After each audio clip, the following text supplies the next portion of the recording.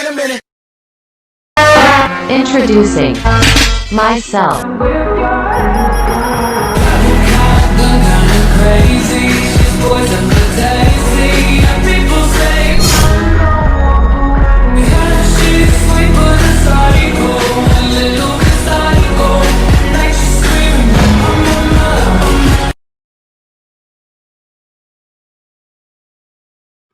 Satu, teori abiogenesis.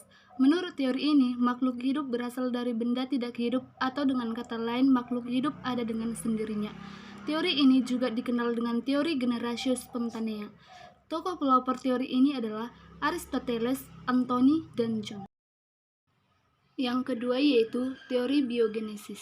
Teori biogenesis menyatakan bahwa makhluk hidup berasal dari makhluk hidup sebelumnya.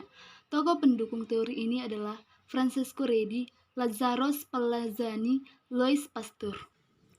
Yang ketiga yaitu teori evolusi kimia. Menurut Harold Urey, Stanley Miller, dan A.I. Oparin, organisme terbentuk pertama kali di bumi ini berupa makhluk bersel satu. Selanjutnya, makhluk tersebut mengalami evolusi menjadi berbagai jenis makhluk hidup seperti protozoa, porifera, dan lain-lain.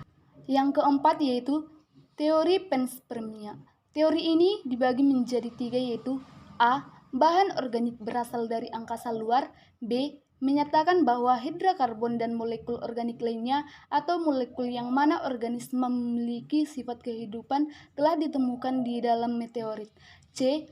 Hal itu berarti bahwa paling tidak kimiawi prebiotik yang mengarah kepada cairan hidup awal bermula di sana. Yang kelima yaitu teori penciptaan. Teori ini menyatakan bahwa makhluk hidup diciptakan oleh Tuhan seperti apa adanya. Teori ini menyatakan bahwa segala sesuatu diciptakan oleh Tuhan. Kelemahan teori ini adalah minimnya data dan bukti adanya penciptaan manusia dan tidak dapat dibuat eksperimennya. Selanjutnya, kita masuk ke ciri-ciri makhluk hidup. Ada 10 ciri-ciri makhluk hidup. Yang pertama bernafas, yang kedua bergerak, yang ketiga membutuhkan makanan, yang keempat tumbuh dan berkembang, yang kelima berkembang biak, yang keenam peka terhadap perangsang, yang ketujuh memiliki metabolisme tubuh, yang kedelapan memiliki kemampuan beradaptasi, yang kesembilan regulasi, yang kesepuluh membutuhkan suhu pada rentang tertentu. Selanjutnya kita masuk ke organisasi kehidupan, di mana organisasi kehidupan ini dibagi menjadi 4 yaitu yang pertama sel.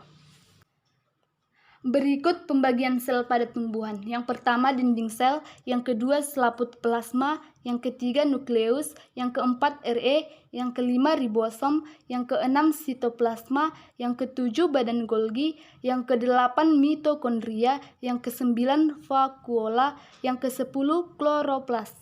Selanjutnya yaitu jaringan pada tumbuhan, di mana jaringan pada tumbuhan ini dikelompokkan menjadi yang pertama kutikula, yang kedua silem, yang ketiga floem, yang keempat stomata, yang kelima pembuluh angkut, yang keenam epidermis bawah, yang ketujuh jaringan bunga karang atau sponsa, yang kedelapan jaringan tiang atau palisade, yang kesembilan stomata, yang kesepuluh epidermis atas. Selanjutnya organ tumbuhan, di mana organ tumbuhan ini dibagi menjadi 5 bagian yaitu yang pertama daun, yang kedua bunga, yang ketiga buah, yang keempat batang, dan yang kelima adalah akar. Baiklah, demikian materi yang bisa saya jelaskan. Kalau ada kesalahan mohon dimaafkan. Dadah!